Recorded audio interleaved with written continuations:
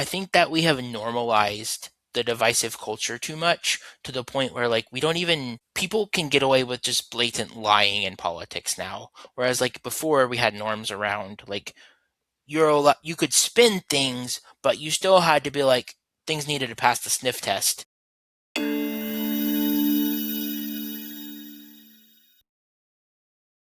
Hey guys, welcome to this episode. I'm Trent Ford, and I'm here with. Brandon Gillis. So last time we talked about AI and data centers, and we're going to dig in a little more on exactly what's happening in Alabama. But first, Brandon and I are just going to kind of chat so you can get to know us too. So, Brandon, you read any good books lately? Yeah, I'm always reading books. My house is full of them. There's books on every flat surface, it seems. I usually read 3 or 4 books at a time. Just kind of like whatever I'm feeling that day, I'll pick it up and read. And lately, I've been actually reading a book by an Irish poet named John O'Donoghue called Walking in Wonder. And it was published after he passed away. So it's sort of a collection of his entire thesis. And one of my favorite thinkers, definitely, whenever I read it, it makes me walk through the day a little bit more grateful, a little bit more open eyes to all of the wonderful things I've got going in my life. So it's easy to get lost in the darkness of the modern times, sometimes thinking about wars and taxes and all sorts of things that aren't fun. So reading those types of books keeps me grounded, and this one certainly has. How about you? Like you, I'm probably always reading at least a few different books at a time. I can go through fiction books like really fast, but I also have a lot of nonfiction ones I'm going through right now. One of them I've been looking at as I've been doing different research, and I'm going through Ethics by Bonhoeffer. That's Dietrich Bonhoeffer. He wrote from a Christian perspective, like what ethics were in the face of like the Nazi takeover of his country and stuff. So that it's a little heavy, but it's really good and interesting. And I've been trying to push back against some like false Christianity stuff I'm seeing, and having a framework for somebody who saw Christians taking the wrong road and writing about it, and then having to actually stand up for his faith is a good frame of reference for me. Yeah, It's not so fun, but it's important to me. He's got some other books that I got and I'm going through, and for fun books, there's a author called Terry Mancour who writes a kind of a fantasy series, but it's got some sci-fi elements later in the series called Spellmonger. And some of the books have some stuff that some people might be like, that's weird. But overall, the series is pretty good. awesome. Um, have you seen this James Tallarico guy out of Texas? Yeah, he's been stealing some of my words. Okay. I joke. But like, we don't agree on necessarily everything, but I've been talking about the framing of how like we should be framing Christianity as like loving God and loving our neighbors. And then like this guy comes around and he says some good stuff. Maybe you disagree with some of it, but overall, like I think he has the right approach to Christianity. You we're called to be witnesses, and my faith is important to me. We won't go. That could be an episode, but we won't go off on it too much. But yeah, I think he says some stuff that makes sense, even if I wouldn't necessarily agree with all his policies. I think he's got the right idea about Christianity. I don't know. Where are you on that? It's been a little refreshing for me to see someone in politics talking about Christianity in the way that I grew up with it and understand it, very much about love and um, loving our neighbors. Yep. Specifically, it's such an important thing to do. It's sort of the thing that holds our communities together, and it's what makes the world actually a fun place to live in. And there's so much anger and division right now, and I think that message is a nice balm, no matter who happens to be saying it. I actually saw something yesterday or a couple of days ago where like there was some pastor or something that was part of what I would call the other form of Christianity in politics that Yeah, there's a couple. may have made a suggestion that he was praying that James Tallarico would die, and Yeah, that's that was definitely a thing that happened, and he tried to weasel word some of it. But if you are saying like I want somebody to die, then even if you try to clarify it after the fact, people know how the internet works. It's going to be clipped, and even so, sometimes people say stuff like that and then add a qualifying statement because they know they can get away with saying something ridiculous and inflammatory for yeah, attention. yeah, and it's sad in a lot of ways, but there's thousands of reasons somebody might say something like that. Yeah. Could be a 5 minutes in the fame kind of thing, but I brought that up because I just really loved the way that James Tallarico responded by saying, "I love you." He was Yeah. sending a message to that person, "I love you, and I love you more than you could ever hate me." And Yeah, and because he's trying to embody Matthew 22, like love God, love your neighbor. And then if for those who quibble and try to say people are enemies, God and Jesus specifically say that who are you to call them the enemies, basically? Because he says when he's given the example of the Good Samaritan parable, even that is saying the Samaritan was this outcast group back then that nobody liked, but he helped somebody out. And so it's showing like everybody is your neighbor, even if you don't like them. And you don't ever know what's in somebody's heart just because they may be of a specific racial group or something like that. yeah, or just appear different in the way that they think or see the world. Yeah. But I had a question for you, uh, Okay. and this is not the question that I told you I might ask. Uh So, oh. but I was just curious because I think it's really interesting, and you seem like somebody who is thinking deeply about. Yeah, your answer you just gave is a very good example of how you think deeply about things.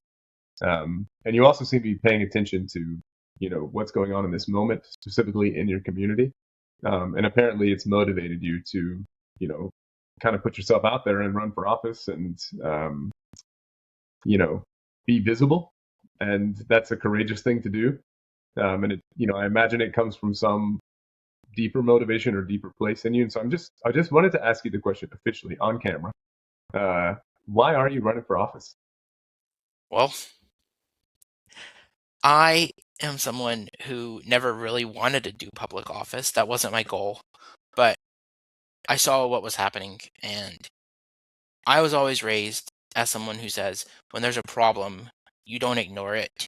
I don't look at a problem and say, oh, it's too hard. I'm like, how can we fix it? That's always been my mindset, and I was always raised that you help out, you help your neighbors, you help those that aren't your neighbors, according to what society says. You be a good person the best you can. You try to show people compassion, love, empathy, and I think our current representative only cares about his personal projects. He's been doing things that don't help Alabama. He's on the record, and I won't like bash him right now or anything like that. But you can look up what he says, and he said things that attack different people groups, like not necessarily race, but different groups of like thoughts. Because he's one of those like his way is the only way. Like even the Republicans think he's too extreme, and he almost got censured before in the Republican Alabama Congress. So that just gives you an example of like how far he goes on things. I think that we need to be able to have somebody that can stand up, go look at our communities, talk to people, and see what they actually need, what things they care about. And that's what I did.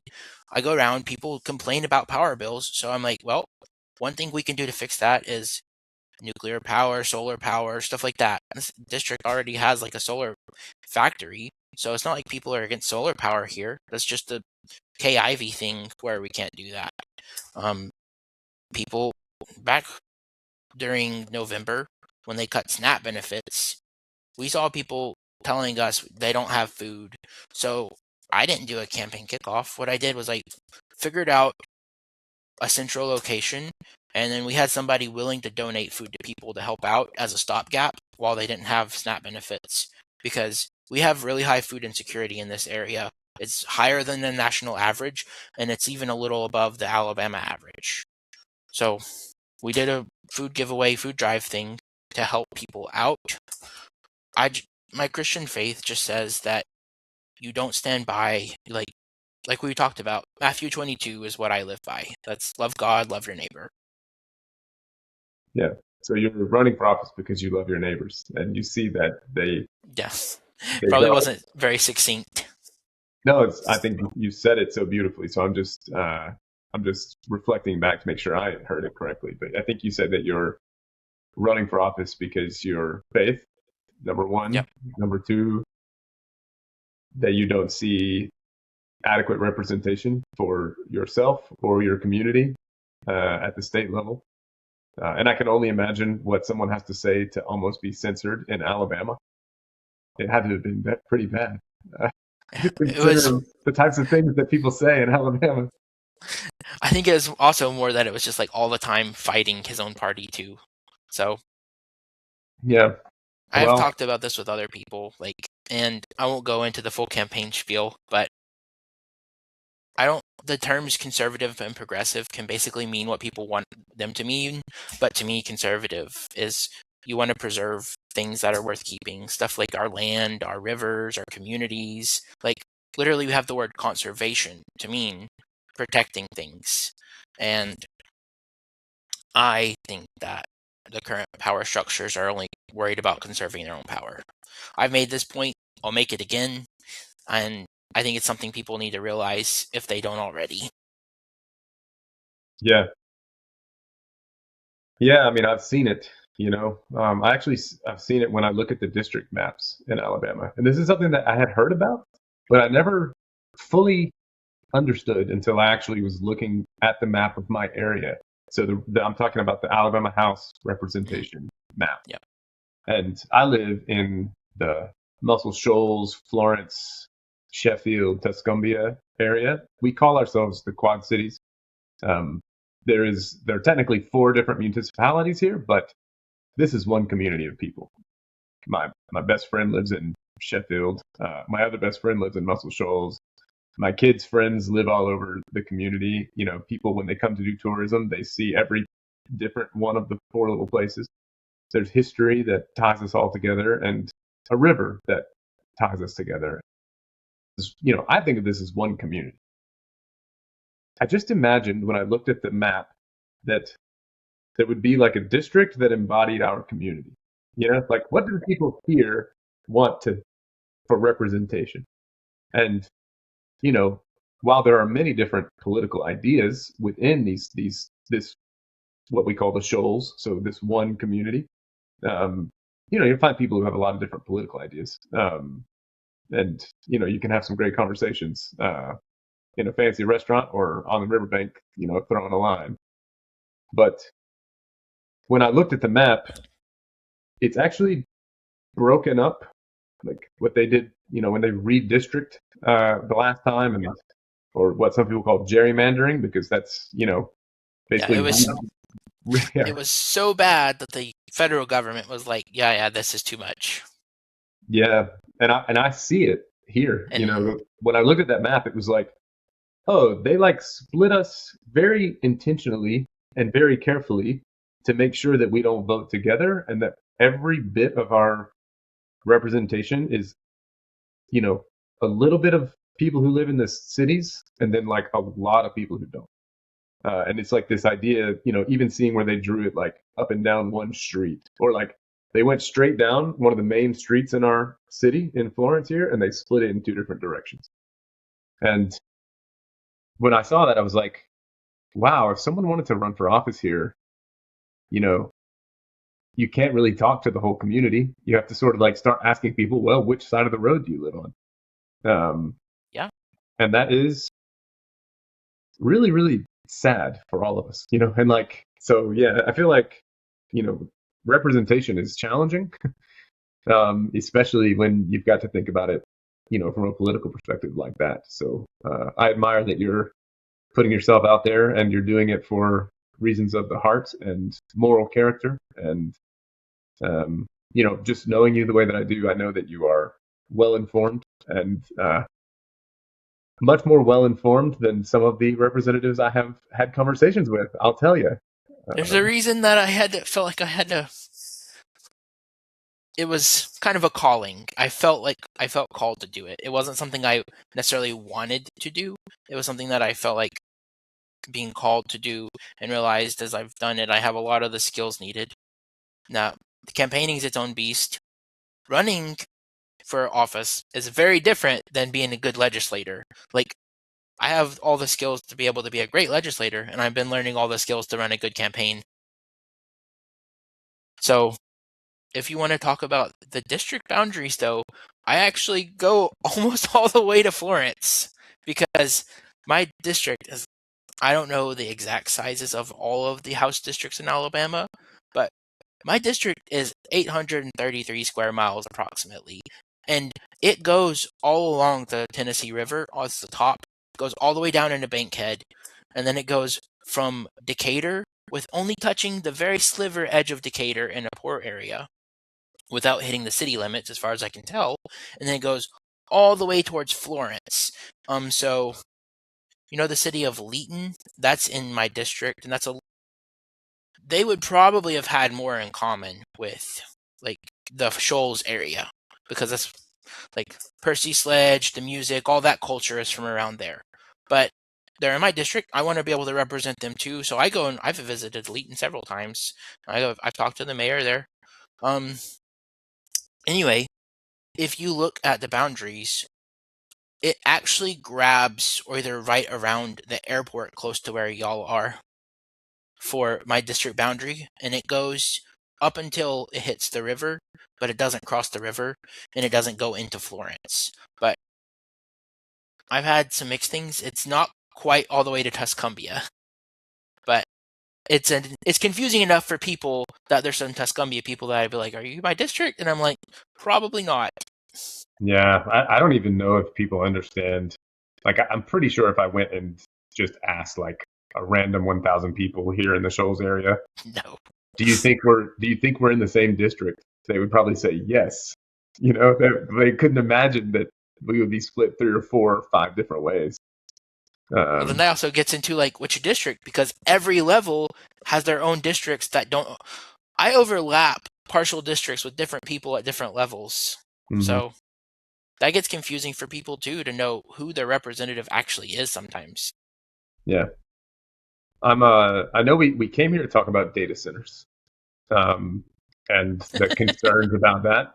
And, it just kind of brings up a different question a little bit is, you get out and talk to people in your district, and I'm wondering what sort of things they're concerned about, or what sort of things they're thinking about right now. Are data centers on their mind? Or what are the primary things that people are thinking about right now? Yeah, it's a hard question, because I talk to everybody, and basically everybody has a different concern of the day. A lot of times that's influenced by the news. A big thing, though, has been power bills, and that's consistently a thing. Another one that I see a lot of is roads, and depending on what level you're at, how much you can do with that, and whether the government may or may not have turned money that was supposed to be for roads into a slush fund to give to Mobile instead of the roads for the rest of the state. People argue about that. That's a thing that's come up, though, several times. But another one is they do talk about AI some, but especially like when I ask them and be like, "What do you know about it?" A lot of people just aren't aware of the data centers coming in and what they can do. But when I talk about AI, they've started to over the. So I started last summer informally with my campaign, and then I was able to do the official launch in November. But since then, AI has come up more and more often when I talk to people, and it's not just me bringing it up. It's people will be like, some people here do have tech jobs, not as many, but some people are worried about that. But I have had this come up a few times where they don't know what AI can actually do, and then I explain just some of the basics, and then they get scared. Yeah. Because they say they want me. A lot of people ask me like, well, what can it do? Or like, what is it? So that's a fair question. And sometimes I've explained one way it can impact them is like with surveillance pricing, and so that they'll have to pay more at grocery stores and stuff like that. And that the technology already is there. It's just we don't necessarily have regulations against it like some areas do. Hmm. Let's Yeah, see. that's so for anyone who happens to watch this video and wants to hear more about what is AI or what's going on with power bills, maybe those would be a good topic for another time. Yeah, if you're watching this, guys, comment what your questions are, and we'll queue all those up. If anybody sends me a message, I'll queue those up too, and we'll try to explain. If we get enough, we might even do a Q&A episode. Yeah, that would be awesome because I think people do have a lot of questions. People right now that I talk to have more questions than answers and more concerns than security. Um, I think that's just the nature of the time we're living in, but it also just points to the seriousness of some of this. Some of what's going on sometimes we get lost a little bit in the national news. I think you said people are often influenced by what's on Yeah. TV and what's on Facebook and whatever else platforms they're using. And I think that's true. I think sometimes we get a little bit lost in that and we don't talk enough about local issues, the things that actually do impact our lives. Sometimes like I can watch the news or I can doom scroll for a little while and find myself so spun up emotionally. And then if I just ask myself the question, okay, how do I see this affecting my actual life and the people around me? The answer is surprisingly frequently, I don't at all. Like I got myself all worked up, but it's in my immediate vicinity. It's not really significant. And I think what we're going to talk about today is really significant. But I think there are so many people out there with lots of questions, and I will, for anybody who happens to see this, Trent is the right guy to ask these questions of because he is well informed and reads and studies and understands these topics more deeply than most people I come across. And he's also got a wonderful wife, Katie, who is so supportive of all of that. Well, thank you for that vote of confidence. But another thing I like to do is I like to talk to other experts too. So like I'm not only in an echo chamber. Like I talk to people I disagree with just to see what their points are because sometimes they can convince me. Sometimes though, like we will discuss. But like if I have questions I don't know, I look it up. I don't like to make up answers. I have talked to several people and I won't name any politicians' names, but I'll ask them a question and they'll give me fluff or they'll like non-answer, and that's kind of irritating. Yeah, it's so time for us to have politicians who answer questions. Would you agree with that? Yes, I definitely would. Or minimum, tell me I don't know, but I'll look it up. Like those are magic words. Do that and then actually look it up. Be honest about it. Mm-hmm. I don't think that's an unreasonable expectation we should have of our leaders.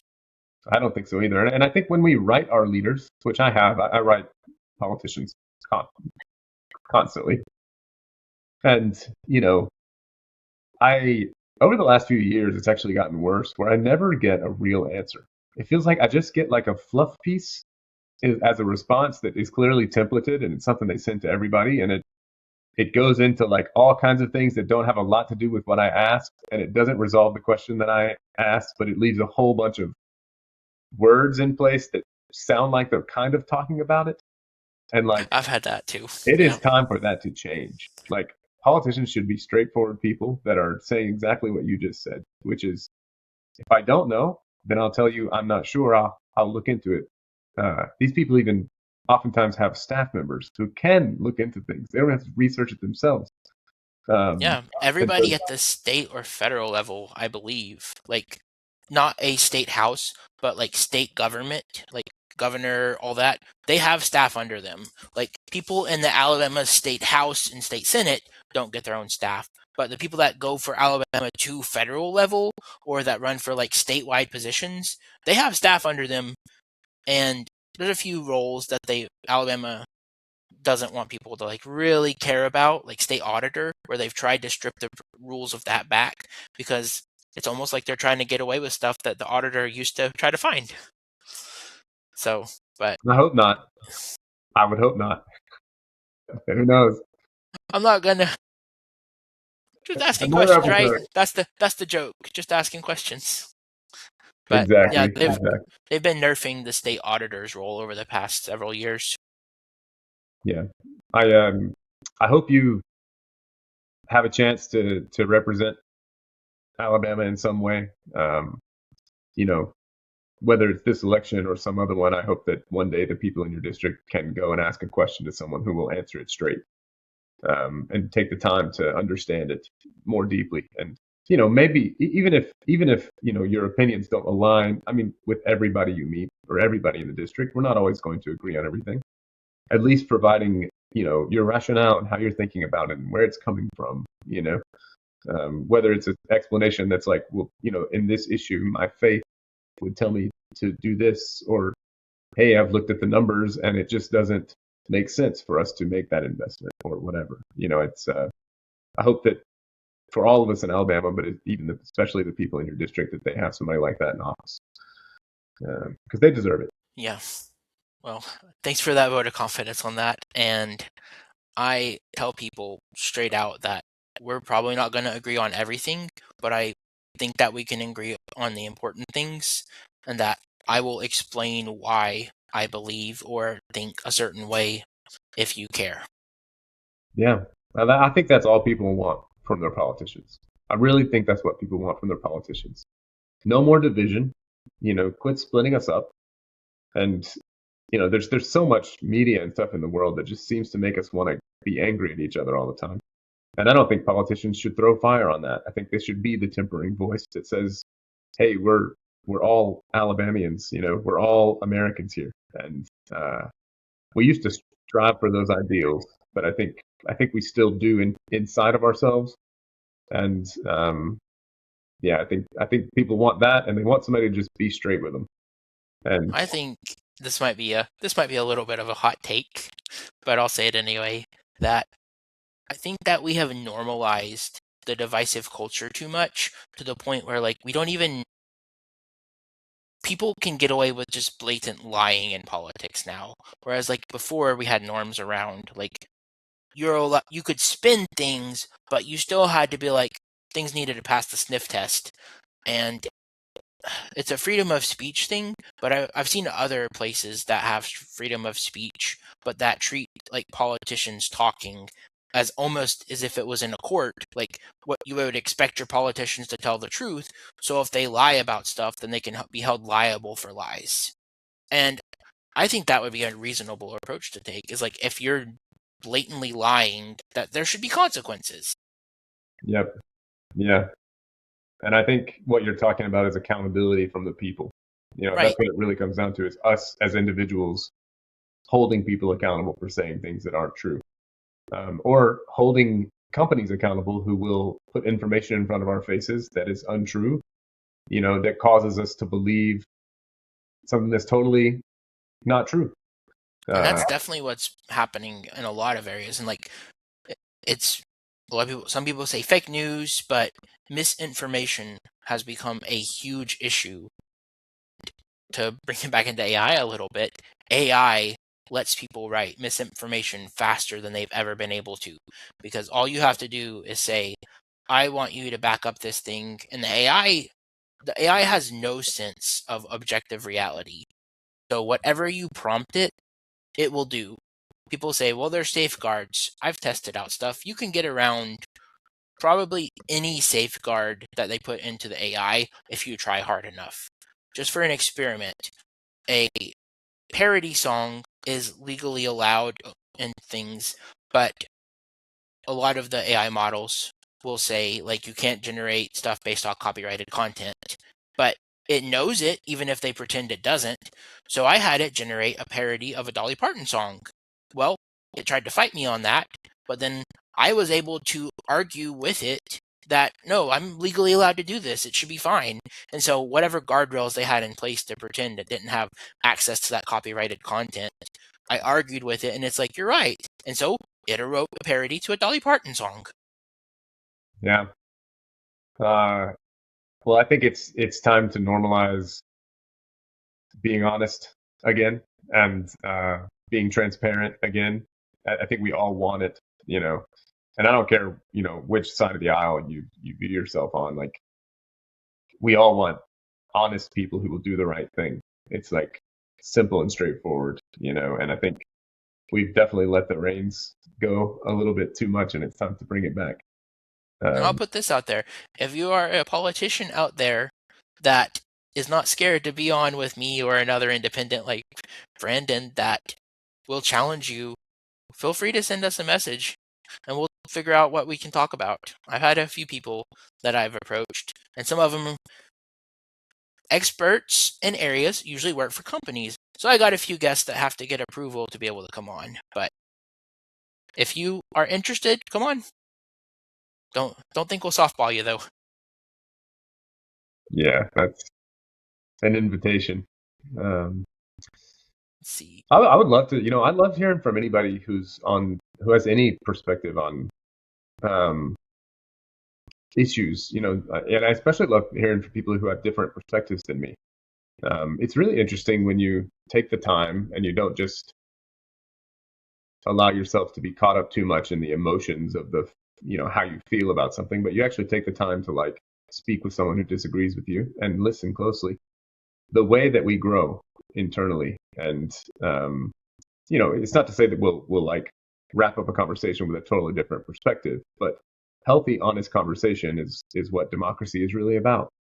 And I think people who would accept an invitation like you just put out there understand that, and the people who don't want to have an honest conversation won't.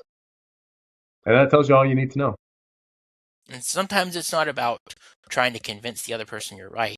Sometimes it's I've made this analogy. It's about seeds. Like when you go witness to somebody for Christianity, we used an analogy of like planting seeds that will sprout and that will flourish. So you're just trying to give these ideas and these seeds to these people and like to see what clicks with them and what's going to grow. That doesn't mean you're trying to like convince somebody that they're definitely wrong. Sometimes you're just sharing your perspective. I like to read things that challenge my worldview. I read things that agree with it. I try to see both sides where I can. A lot of times, though, it's gotten to where, oh, at least to me, one side seems very heavily skewed, and the other side just doesn't put out much. So I've found more stuff with like independent journalists that I've found very valuable.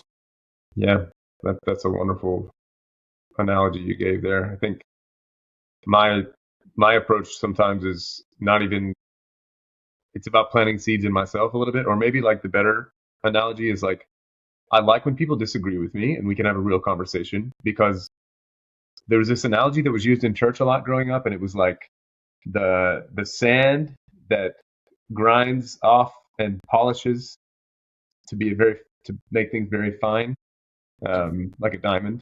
Um, that's how I see it. Like, yeah, I can take all these different things into myself and consider them deeply, and it polishes me into what I really believe and what I really think. And it's a really valuable thing for people to explore outside their comfort zones.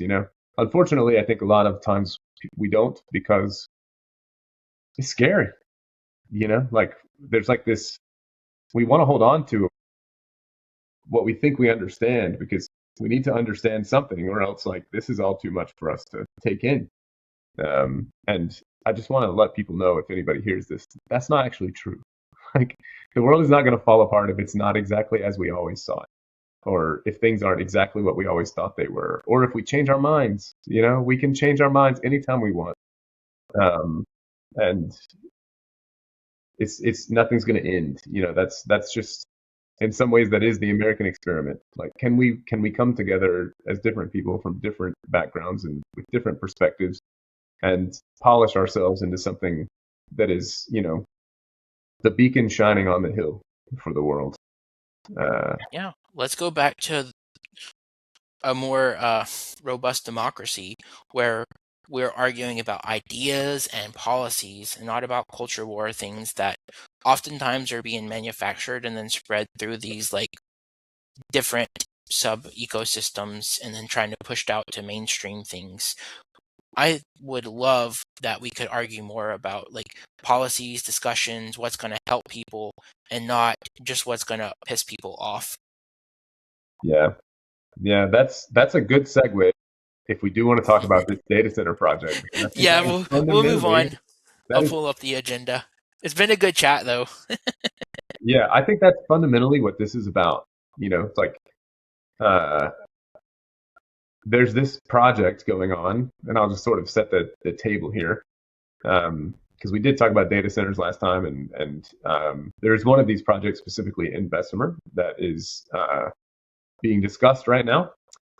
And some people would argue that it's going to be a huge economic boon to the state, and you can imagine who would make that argument. Uh, the companies that want to build it, because they'll profit off of it. And then there's this other side this other side of the discussion, which is like, it might wreak havoc on the community. It might literally wreak havoc on everything from electricity prices to damaging the waterways to pushing a bunch of, cancerous fumes into the air that will, so much of it consumed And and all the float way to around. all the Yeah. way to pushing a few species extinct, specifically in that area. That Alabama, I've talked about this with other people. Alabama has a lot of wildlife biodiversity, which also means we have a lot of species that only live in a small area. And there's one that's around this that could be pushed extinct. That's a newly discovered species, separate from other ones similar to it. And it's a specific little fish it's a type of darter. But yeah, if you So want, I can lay out some of the background of what the data center project is and like exactly where in Alabama it's located. I would love that. So this project, it's called Project Marvel, and so it's a $14.5 billion hyperscale data center, and it's been proposed by this company called Logistic Land Investments LLC and TPA Group, and these are companies in Atlanta. So if they build it, it will consist of about 18 Walmart Supercenter sized buildings. It's going to be 4.5 million square feet over like 700 acres of land. Massive development. Yeah, this company were created in 2023, and it's kind of set up as a shell company for like this Delaware company. So we don't actually really know who the official end user is going to be for this. So they're trying to definitely obfuscate through some legal means. And then for those that don't know, Bessemer is a city that's in Jefferson County, and this is close to Birmingham. It's a suburb of Birmingham, southwest. So it's about 15, 20-ish miles from the city of Birmingham. It's got a population of around 24,000 people. Average median household income's not very high. It's only around like 39,000. So, and my numbers might be a little out of date, but that's the last time I looked it up. So not unlike a lot of places in Alabama yeah, that are smaller. smaller, doesn't have as much money to fight against big tech or any big developments coming in that are going to hurt it, especially if people get paid off. Do you know anything about the economy there? Like, where do people work today? What do they do? So let me double check my notes on that one. I know that the city was originally formed like after the steel industry collapsed, and I know it's economically struggling. I don't really know a lot of what people can do around there. I'm not as familiar with that area as I would like to be because it is outside my district, but I'm trying to track what all is going on in lots of places. But Yeah, I think not a I think it's important for us to talk about a project like this because it's not unique, and also it has ripple effects that will stretch into the rest of the state, which we can get into some of that in a moment.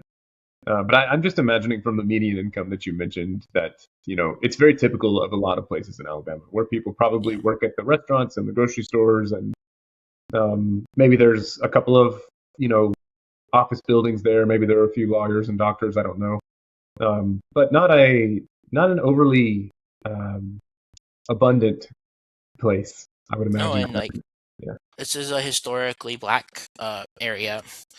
I think somewhere between 60 and 80% of the residents are going to be black or African American, and that's going to impact how people think they can be taken advantage of or not, because that still is a thing that happens here, where poorer areas or areas that don't have good representation kind of get abused by the system.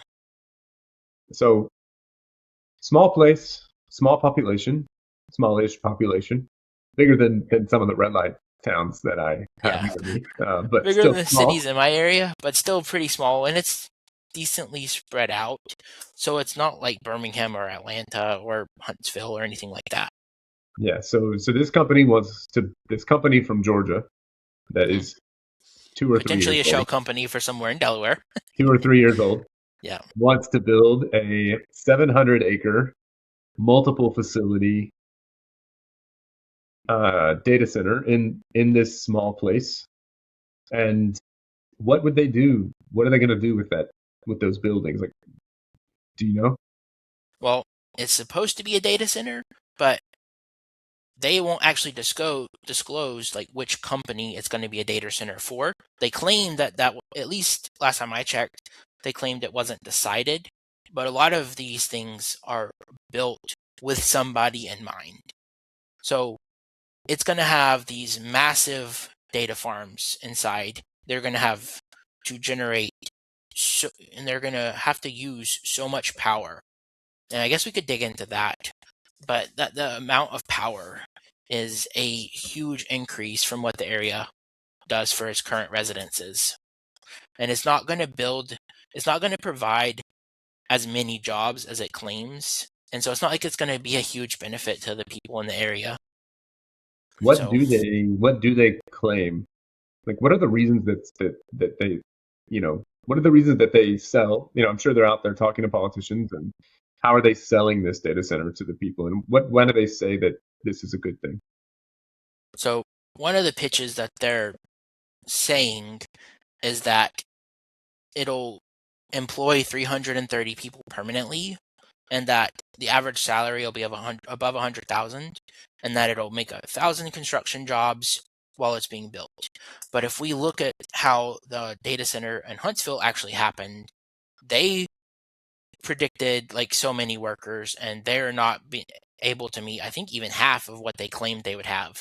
So anytime we see where they claim there's going to be a certain number of people employed, we always need to take that with a grain of salt, because they're trying to look as good as they can for the either zoning commission or to investors or to the area, because they want to build it. Because after they build it, like if they don't have as many jobs, what are people going to do? It's already there. And that goes back to what we talked about last episode. Like if you make a commitment, then you should be able to back it up. And if not, then your economic liability should proportionately decrease. Hmm. So like if you say 20% of the jobs that you promised you can hold, you only get 20% of whatever was promised. Tax write-offs, whatever. But Yeah. Even, that even also, so, 300 jobs. I mean, in a place where there's a population of, what did you say, 22,000, something like that. yeah, it's like 24,000, but yeah. Yeah. 300 jobs is not a small number, No. especially at, a wage like that. Now, I don't think that the state, from my understanding, that the state tax incentives don't actually require them to pay that much money. I think the requirement is only $40,000 a year. Yeah, I had to look this up. They don't even have to, all they have to do to qualify for a tax abatement, which means they won't have to pay the taxes for 30 years, is to employ 40 people. Like last time I checked the laws, that was all that they were going to be required to employ. Okay, And so so, small number.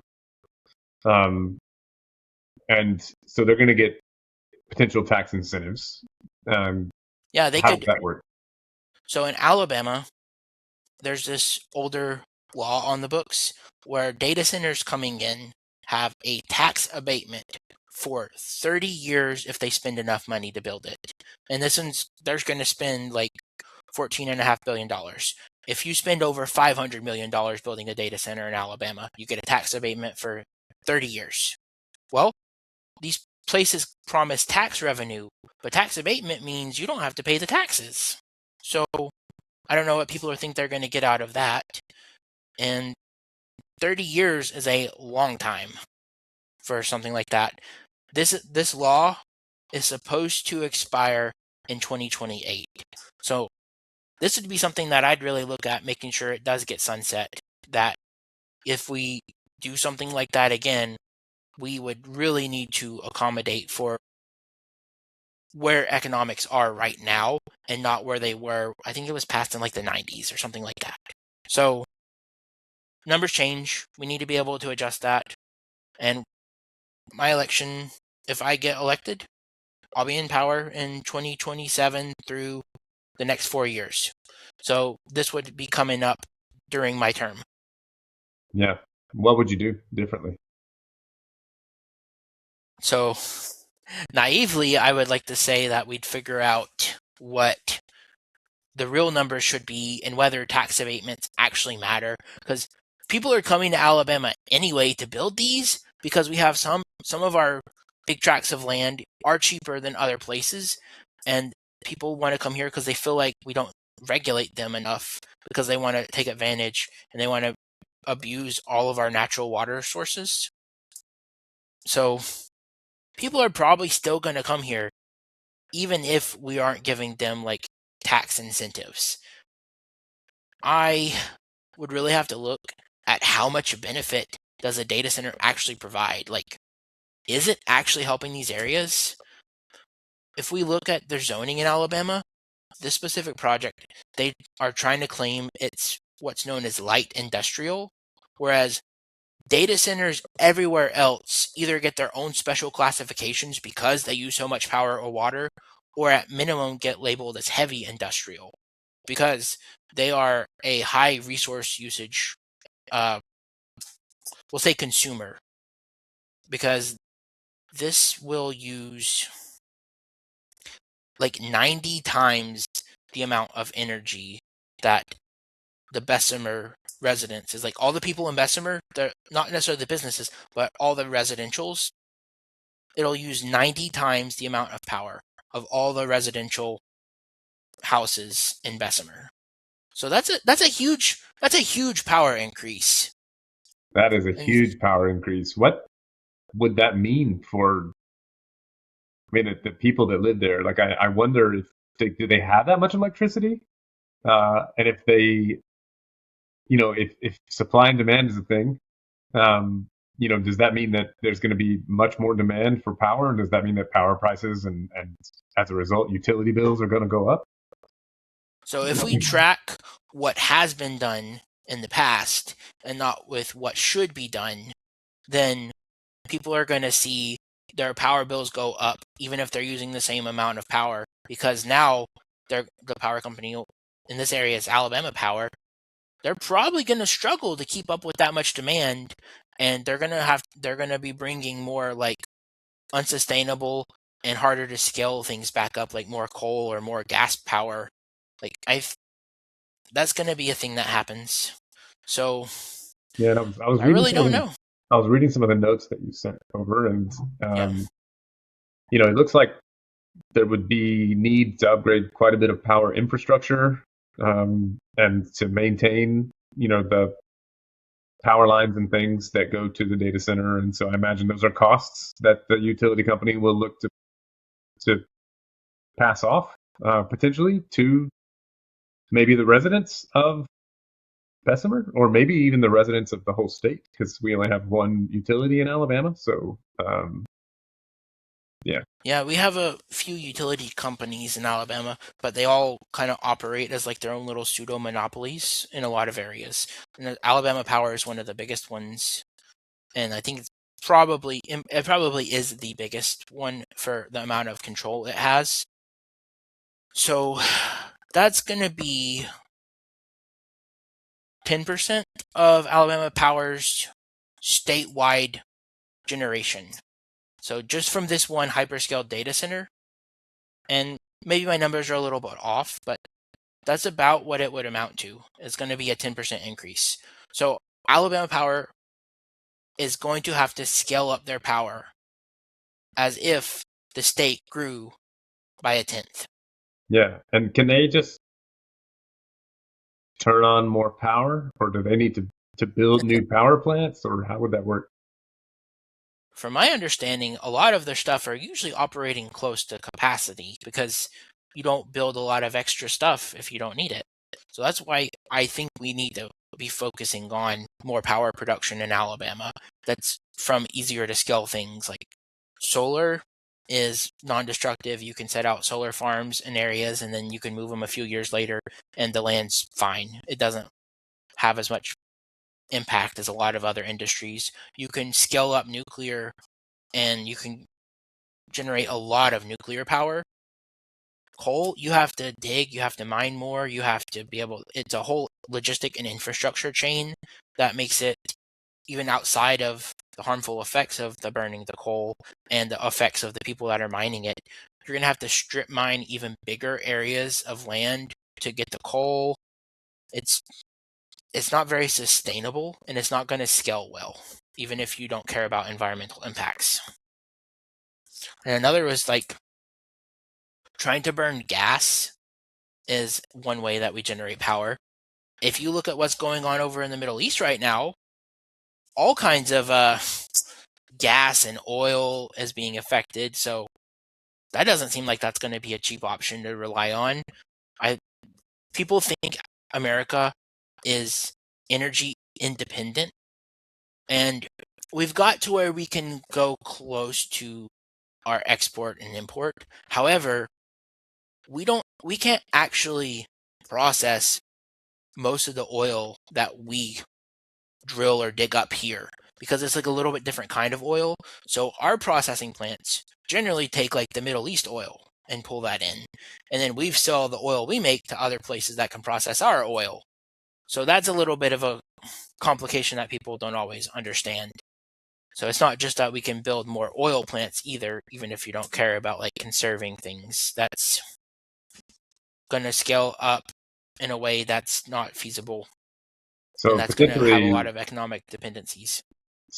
higher prices because they need to build new power infrastructure or new power plant, and these power plants will be, most likely fueled by sources that are either expensive to extract and process, like coal or gas, or it's just subject to price fluctuations across the world based on uh, geographic issues that are going on, like this war right now.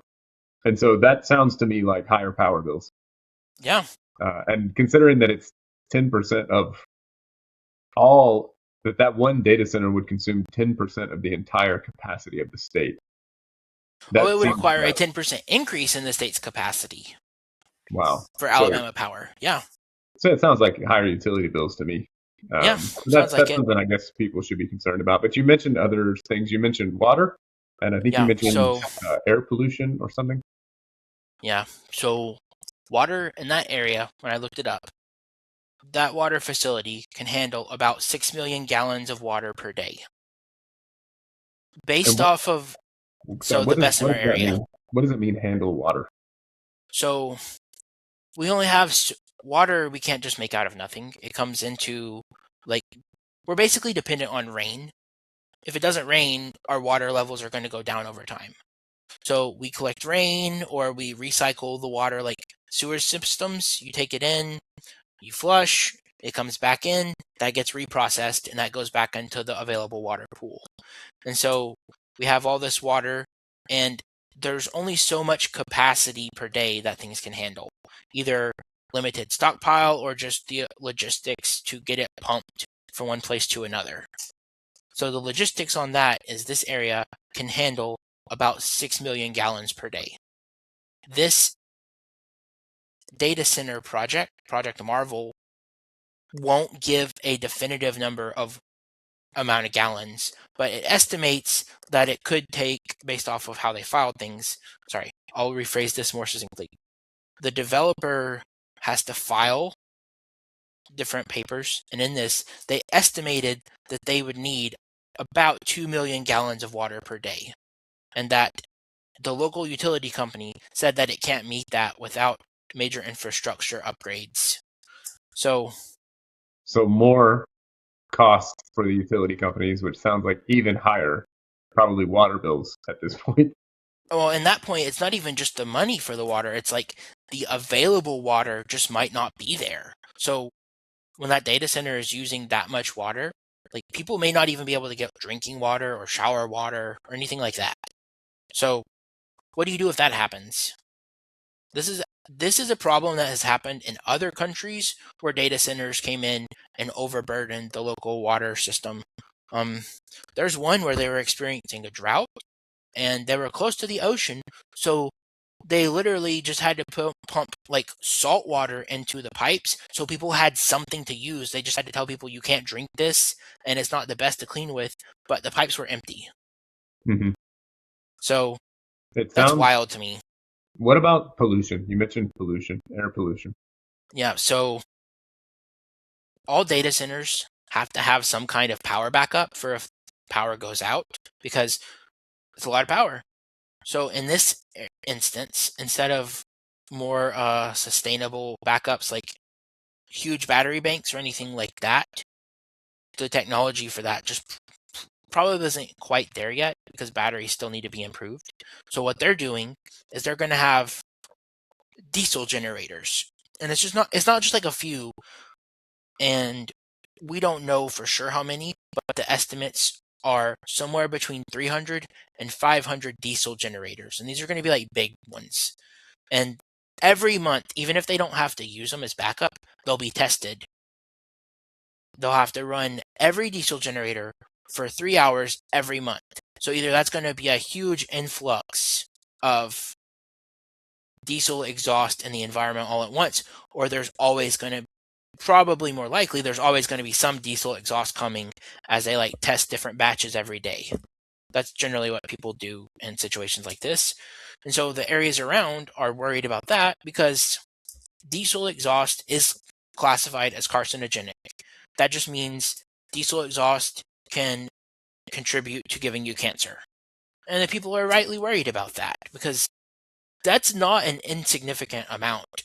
So if we're Mm-hmm. having, I'll just do some back of the napkin math, but if we have, we'll just take the middle number, 400 diesel generators, and they each need to run 3 hours a month.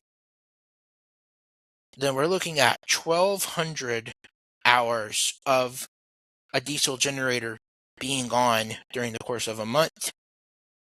Well, let's see. Did I do that math right, Brandon? You can check me on that. So we've got 400 and we need to do it for 3 hours. That's 1,200 hours of diesel generation being run a month. And let's see, if we have 30 days, that's 40 hours of diesel generators running a day. So that's probably at least two diesel generators, like 24 hours in a day. If you're going around the clock, that's about 1.5 to 2 diesel generators running constantly just to keep it up with their backups and maintenance. And I have had the pleasure of actually working for a company that had a large data center in Nashville. Not at this scale, not nearly this large, but I was given a tour and I got to see the generators that were actually in the basement of the building. And, obviously, the exhaust was piped out of the building, but these are not like when I have used a generator, it's like small, it's got a little pull start and it can run for a while on a couple of gallons of gas. No, these were massive. Like some of these generators were bigger than my kitchen. And so when you think about what you just said, which is like 40 hours worth of running a day for generators that are that size, that's quite a lot. That's quite a lot of exhaust. As I don't even want to imagine like standing at the exhaust pipe, what that might actually smell like or feel like or be like. So it sounds like, just to lay it out a little bit, it sounds like there's a company from Georgia that's fairly newly formed that wants to build this massive 700-acre data center in a pretty small town in Alabama. Then it's going to require a lot of power infrastructure to be upgraded, and maybe even new power plants built, definitely, if we're going to increase the capacity. Consume a very, very significant amount of water that people are unsure if the water supply can even support it, regardless if they add additional infrastructure. And it's going to put a lot of diesel exhaust pollution into the air. And that's a high price, and I think with everything that we discuss in our society, it's often like, well, that's the cost. So what's the benefit? And we talked a little bit about the benefit earlier, which is they're promising 300 well-paying jobs. That's good. When we talk about revenue for the state, that will probably exist in some form, but is going to be offset by the tax incentives that they get. At least some of that, or I don't know what the number was. I think I read Yeah, somewhere they could not have to pay like $500 million in tax revenue. $500 million a Yeah, year. because it's over the course of the 30-year tax abatement, but that's still a lot of money. Yeah. To So whatever the revenue for the state might have been, or the municipalities through the taxes, at least 500 million of that is not going to be, that'll be a tax break essentially. yeah, and So I don't think it's per year. I'll double check that, but even so, if you just take that and they try to front load all their tax breaks up front. mhm.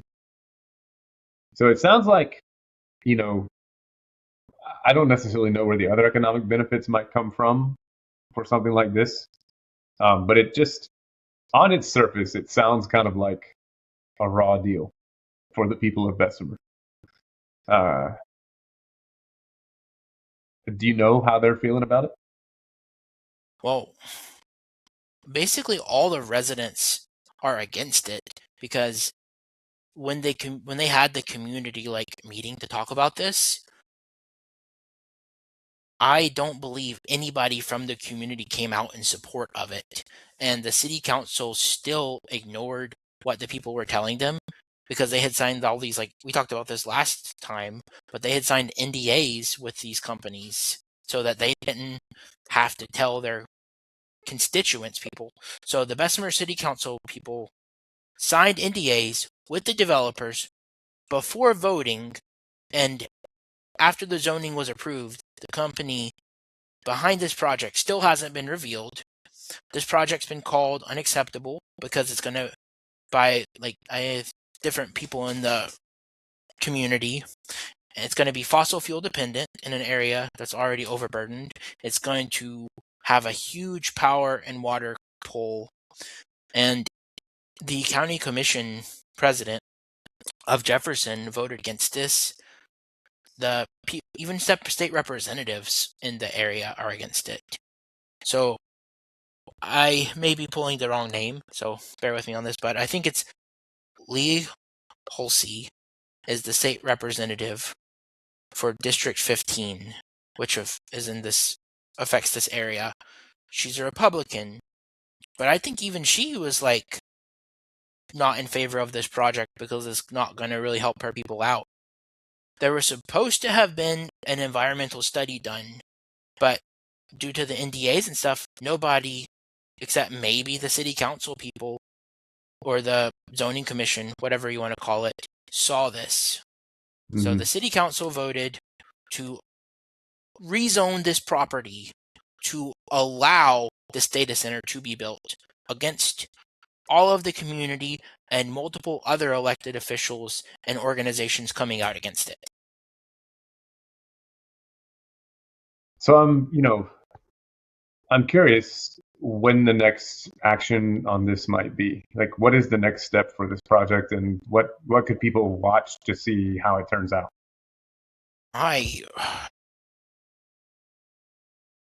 I'll try to cover big updates when it happens, because people are going to try to use this as a roadmap as other places in Alabama too. So it's important for me to watch and see what happens here. But I really don't know how much more they can fight when the city already rolled over for them. You can target it on legal grounds, I think, because it got classified as light industrial, but in Bessemer, based off my research, Bessemer's code forbids light industrial to be able to emit harm. Let's see. Let me get the exact thing so that I don't say this wrong. Bessemer's code forbids light industrial uses that emit fumes or harm health. So, just the fact that they're using all those diesel generators could be illegal grounds to say that this is not light industrial, and that even though you rezoned it for this, that it still is an improper use, and that this is heavy industrial, or it needs its own special zoning. This goes back to where we talked about data centers need to be properly zoned to not crush these areas in Alabama. Yeah. Well, I'm gonna count on you, excuse me, to keep me updated on what's going on with this project because I'm interested to follow it. I am personally, uh, I don't think it sounds like a good deal for the people there, but I am not 100% part of any resistance either. I think, as we talked about last time, I think there are many ways that these projects can be structured to be much more beneficial for the state and for the communities where they're deployed. And I think it's just a matter of us finding the right way to do this because there is some economic benefit. And I think there can be massive economic benefit if it's structured well. That, might be worth it for a place like Bessemer that needs some revitalization, that has, was formed during the industrial age. And I'm sure, like so many places, has struggled with the manufacturing closing down and moving other places. And so I think you even mentioned that maybe Bessemer might have been ranked somewhere as like the least desirable city to live in Alabama. 2019, somebody put it out as one of the worst cities in Alabama just because it doesn't have as much opportunities. So that also goes back to like areas that aren't doing as well being targeted by these. And I'm obviously on the more like opposed side than you are on some of this, but I just haven't seen these projects helping out people. Now, does that mean they could never be done in a good way? No, they could, but I just don't think we are. Yeah, I think that to me is what I hear when I hear all of this, that like just the way that it's set up today is a raw deal for people. It's just not a good deal. And it's not, the costs seem to far outweigh the benefits for everyone except maybe the people who are developing these projects, who will get that big, nice contract with the company that's, buying time and resource from them. So I think the important thing is that, for me, is that if this is an opportunity to revitalize a community and to bring revenue to the state, then we just need to make sure that it's structured in a way that is beneficial short term, medium term, and long term for the people of Alabama. That if we're going to allow someone to use our power and use our water and use our land, that this doesn't just result in, billions of dollars going into the pockets of very, very wealthy people while, the people of Bessemer are breathing fumes and paying more for their power bills. That just can't be how this works out. And if we can't get to a deal like that, then let them go somewhere else. Yeah, we'll bring something else in that will actually either give jobs or help the local area. It's not like that's a tourist thing. Nobody's coming to go tour the data center. Yeah, and we can start with transparency. Not, getting rid of what you just mentioned a minute ago, which is like NDAs and secret environmental studies that nobody has seen the results of, and ambiguous statements like it's going to create 300 jobs, but we're not going to talk about how exactly that would work. I think we have every right as the people who live in these communities and own this land and pay for these utilities and have called these waterways ours for generations. We have every right to demand transparency. And if we can't get to a basic level of transparency, there should never be a vote. That's just my opinion on it, I agree. Sorry, this one gets me a little worked up because I see this as the roadmap that other people are going to try to follow for Alabama. and it just frustrates me that we're okay with people getting stepped on. I'm not sure we are yet, right? It's not, they haven't broken ground. So there's still some work to do. Yeah, they're trying. I don't know as of today, March 26th, what their current status is, but you gotta fight. It's worth monitoring because I can tell you, I don't want something like that in my community.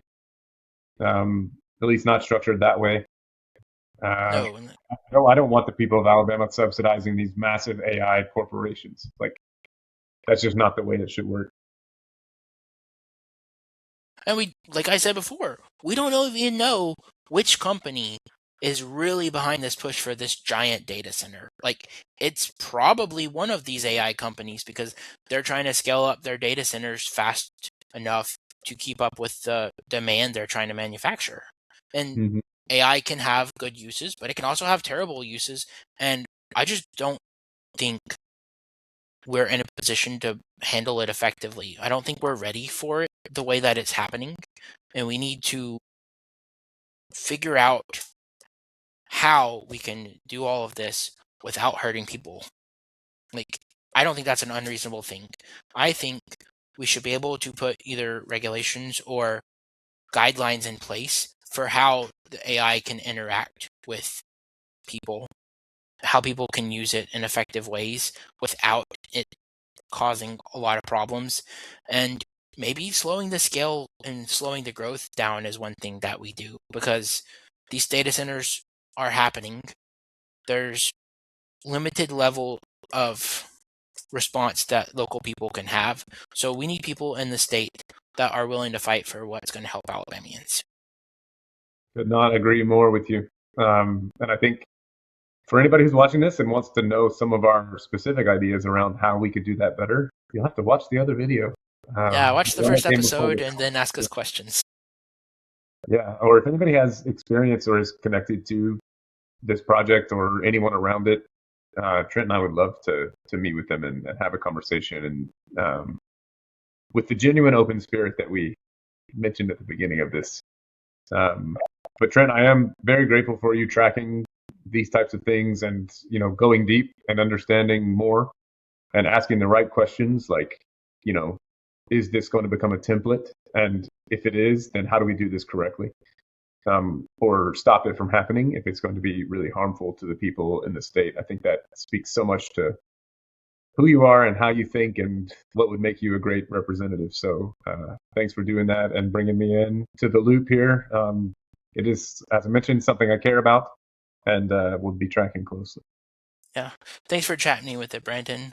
For everybody watching, we'll be happy to take like, subscribe, whatever you're watching this on. Bye, guys. This is Trent Ford.